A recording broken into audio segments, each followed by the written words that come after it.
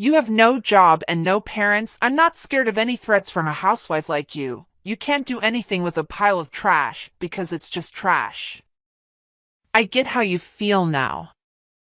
I'm moving. Now you're homeless. Good luck being homeless. This is a good chance for Andrew to leave the house. So, let's work together to get rid of the trash and clean up. They went to Andrew's room and told him to pack up his stuff and leave. I was planning to leave by myself, but I didn't think Andrew would get kicked out too. My name is Clara. I'm 30 years old and I'm a housewife.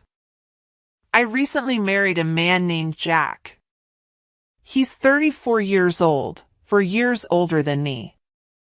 At first, I thought he was mature and calm like an older man. Since he often talked about his mother, I thought he was a good man who cared about his family. But after we got married, I saw my husband's true personality. On our wedding day, my mother-in-law was very nice to me, and I thought we would have a very happy marriage. My husband asked me to live with his mother after we got married because my father-in-law had passed away a few years ago. He said he wanted to stay close to his mom. I thought my mother-in-law was trustworthy, so I agreed to move in with her. But as soon as we got married, both my mother-in-law and my husband changed. They would say, "Hey Clara, hurry up and bring me tea, and clean the bathroom and toilet quickly." My mother-in-law would shout at me and give me orders like that. Maybe she wants to scare me, or it's just because of her age. She would call me loudly and make me do all sorts of chores. The biggest surprise was finding out about my roommate, whom no one had told me about. When I woke up the other day, I was surprised to find a man I didn't know in the kitchen. I froze, wondering who he was. He noticed me and said, "I'm Andrew, Jack's younger brother," and introduced himself. I had never been told that Jack had a brother, let alone a roommate, so that was a shock. Andrew is 30 years old, the same age as me. I went to my mother-in-law and asked her to introduce me to my brother-in-law. She said, "Oh, you mean Andrew? Don't worry about him. He's just a reclusive ghost." I was surprised. How could she not care about her own son? She called him a ghost and said she was happy with just Jack. She said Andrew was just a useless hermit who only went out for shopping and stayed home the rest of the time. I was shocked by her words. I felt disappointed in my mother-in-law and couldn't believe how much she had changed since we got married. It was sad to see her discriminate against her own son. I am an only child and have no siblings, so I couldn't compare. I would be shocked if my own mother said such things about me or ignored me. My parents are already dead, and I envy families that are alive and together. I hope that at least parents and children could get along. I asked my husband about Andrew when he got home from work. I thought maybe brothers could get along, but my husband was cold. He said, "Leave him alone. Just pretend he doesn't exist. He won't harm you," he said dismissively, as if he had forgotten to mention it. I was disillusioned by how he called his own brother heir. My husband had no family memories or anything. He was just a mama's boy. I finished my chores for the day and went upstairs, feeling regret about my marriage. Then, I bumped into Andrew, who was just going to the bathroom. "You married my brother, didn't you?" Andrew said to me. "Yeah, what's wrong?" I replied. "I'm sorry, it's nothing, but I don't say anything bad." "You'd better get out of here," he said. "What?" I asked, confused. "I'm sorry, but you should get a divorce," he said. I was a little offended and confused. I was shocked at how my husband and mother-in-law acted. I married my husband because I loved him. It's unbelievable that Andrew would ask me to end our marriage after just one day. It's none of your business. I can handle it, I said. I'm a competitive person. I'm sorry about that, said Andrew. I'm also sorry for my outburst, he added, bowing his head. I thought he was acting strange until a little while ago. I thought I understood why my mother-in-law and I felt uneasy about the rules. He apologized so politely that I'm not sure if he really meant it. Maybe he was just trying to be nice and warn me. As I was thinking about that, Andrew said, "Excuse me," and went into his room. My mother-in-law and husband say my brother-in-law is a strange recluse, but to me, he seems like a decent person who deserves respect. The next day, while I was putting breakfast on the table, Andrew came down to get a drink. "Good morning, Andrew. Why don't you join us for breakfast?" I said. "Good morning, Clara." "Thank you for asking," Andrew replied, glancing at his mother. "I'm not eating breakfast with him. Just get the breakfast done," she yelled at me. "It's okay," Andrew said quickly and went back to his room. I wanted to apologize for my strong words yesterday, but I couldn't do it. "Hey, all you have to do is housework. Don't do anything unnecessary, okay?" My mother-in-law gave me a fierce glare. I was stunned by her harsh attitude. Even though I was the bride, I didn't expect this kind of treatment, and my husband's behavior toward me changed drastically. "What the heck? Today's menu is curry? You should have told me before." "I had curry for lunch too," he shouted. "How was that my fault? Why didn't he call me and tell me he had curry for lunch and wanted something else?" I kept my mouth shut. He continued to yell at me, "Hey, you're not apologizing. Who do you think you are? You're here to do the housework. Make sure you understand that." I was shocked and stayed silent. Jack didn't love me. He just wanted a housekeeper. It's terrible. How could he be so cruel? With such a calm voice, they didn't care about me. They just wanted to make themselves comfortable. They were using me. Seeing them giggling and watching TV in the living room, I walked upstairs. As soon as I got upstairs, I burst into tears. Then, a hand gently offered me a handkerchief. "I still think you should leave," said a familiar voice. I looked up, and it was Andrew. "I'm sorry." "I'm so sorry," he said. I wiped my tears in a hurry. "I'm sorry I used your handkerchief." "No, I gave it to you because I wanted you to use it," Andrew said. I heard what my brother and mother said. I knew it. "They're the worst," he continued. When Andrew said that, I asked him what he meant by "I knew it." Andrew said he had been in a similar situation before. I asked him for more details, and he told me that my husband had promised to marry another woman before. But because my mother-in-law and husband treated her the same way they treat me now, she ran away just before the wedding. Hearing that story made me feel a bit relieved. It showed that my husband and mother-in-law were pretending to be nice before marriage to avoid scaring away the bride. I felt hopeless. How could I have trusted them? But I had nowhere else to go. If my husband left me, I'm just a housewife. My husband and mother-in-law wouldn't let me get a part-time job. I can't even move out and rent another place. I didn't know what to do. All I could do was cry. Then Andrew said, "If we keep talking here, it will look suspicious.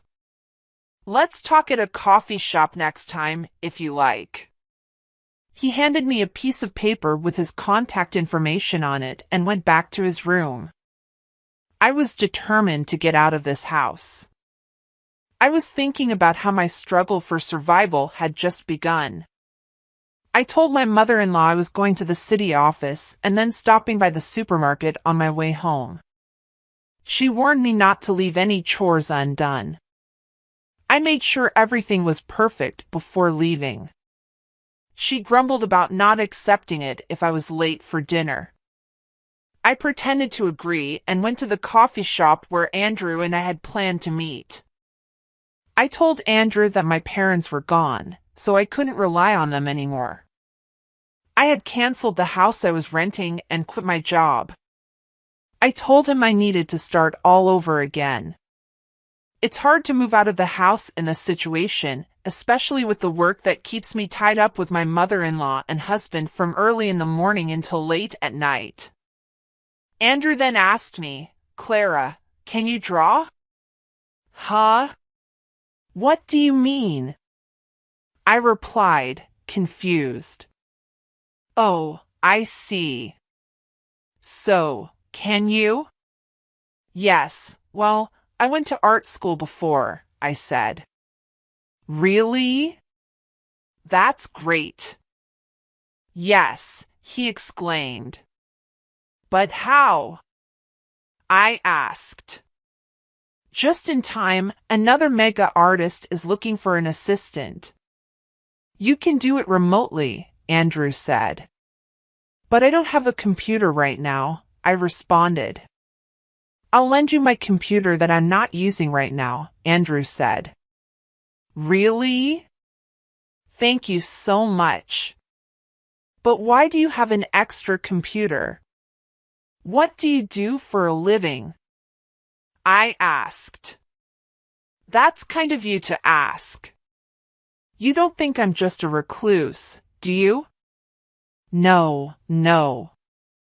You use polite words a lot, and you look neat and tidy, so I don't think that at all. Do you work from home?" I replied. "Yes, actually, I'm an engineer," Andrew said. "An engineer? I didn't know that. I didn't realize you were a business owner," I exclaimed. "Yes, I used to work for a company, but now I run my own business. It's easier for me to take orders on my own. We also have web designers as employees. We only have a few people, so everything is done remotely," he explained. "I see, so that's why you're home all the time. But your mother and Jack said you're just home doing nothing. Haven't you told them the truth?" I asked. "I don't see any benefits in telling those two," Andrew replied. "True, but if you're such a good manager, why don't you just leave that house?" I wondered.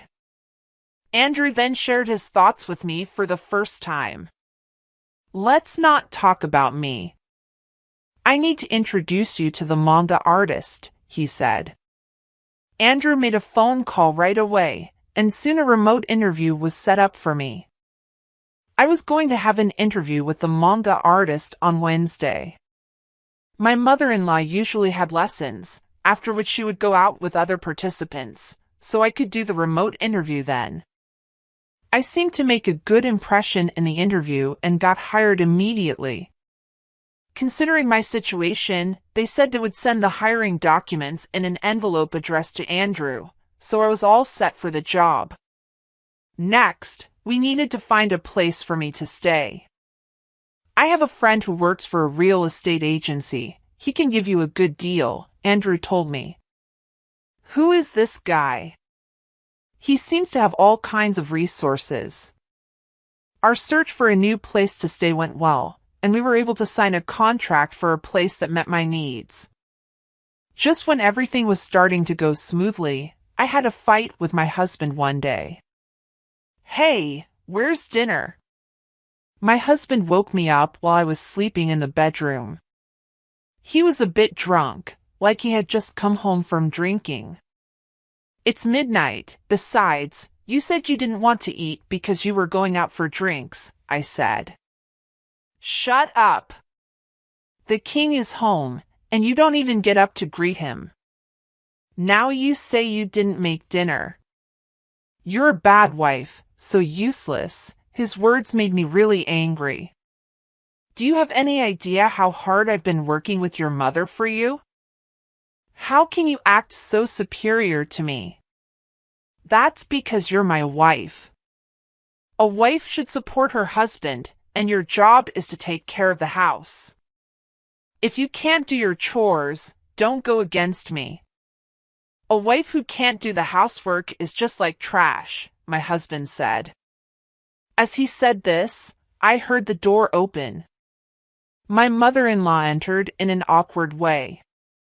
You're just like trash.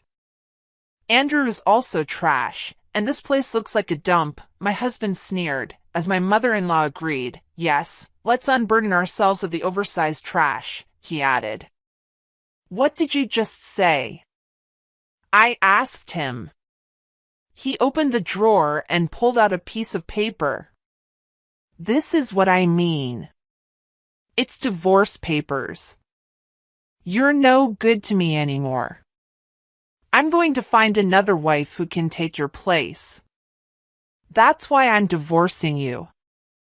Get out of my house. You disgust me. You think your wife is just a slave? The best wife is one who acts like a housekeeper. Don't you worry about saying things like that. I hope you regret what you just said one day, I replied. What are you trying to say? I'm not afraid of any threats from a housewife with no job and no parents like you, he laughed. My husband and my mother-in-law laughed together. That's so true. You can't do anything about it because you're just trash. Well, I understand how you feel now. I'm going to move out of this house. I said that and signed the divorce papers. Then, I left. I put the divorce papers in my bag and started to pack my stuff. My mother-in-law and husband watched me with grins on their faces. Now you're homeless. What on earth are you going to do now? My husband taunted. Well, it's none of our business anymore. Good luck, homeless lady. Oh, and Andrew, this is a good time for him to get out too. Yeah, let's take out the trash and clean this place up. After we get rid of him, we'll tear down the wall and make it bigger and more comfortable. My husband and mother-in-law were already discussing their plans after kicking us out. Then, they went to Andrew's room and told him to pack up his belongings and leave. I was planning to leave anyway, but I never thought they would kick Andrew out too. I kind of regretted letting my emotions take over and having a fight with my husband. I'm sorry, Andrew. It's my fault, I said. No, don't worry about it, Andrew said. I already realized I can't live with them anymore. Besides, I have other things I'm interested in. Maybe it was lucky we had that fight, he smiled. It seemed like Andrew wasn't bothered by leaving, which made me feel a bit better. 5 days later, on Wednesday, when my mother-in-law was out of town, Andrew and I called a moving company and moved out. After we finished moving, my mother-in-law called my new place. Don't worry, we have already left, I said. Andrew came with you, didn't he? She asked. Yes, we moved out together, I replied. I'm glad. I don't have to see you guys anymore, she said happily and hung up. But what she didn't know was that Andrew and I were planning revenge. I managed to move my belongings and start a new life just in time, thanks to Andrew. I got a lot of money from my husband in the divorce. Andrew had recorded what my husband and mother-in-law said during the fight. Their words were considered harassment, which helped prove the divorce was my husband and mother-in-law's fault. I was able to claim a lot of money as revenge on my husband. Andrew's friend, a lawyer, helped me get the alimony. My husband was shocked and accepted the payment. I was really grateful for Andrew's help and decided not to mention it anymore. A few days later, I got a lot of phone calls from my ex-mother-in-law. It felt like a demon knocking at my door. I realized I had forgotten to block her number, so I had no choice but to answer the phone. "Clara, where are you?" she demanded. "There's no way I'll tell you that." "We're strangers now," I replied. "Please don't say that," she begged. "I'm calling because, where is Andrew?" she asked. "Huh? Why are you asking about Andrew?" I replied. "I'm looking for him, but I can't reach him anymore," she said. "That's too bad." "Maybe he doesn't like you anymore," I said, trying to provoke her. Then someone else took the phone. "Don't be silly.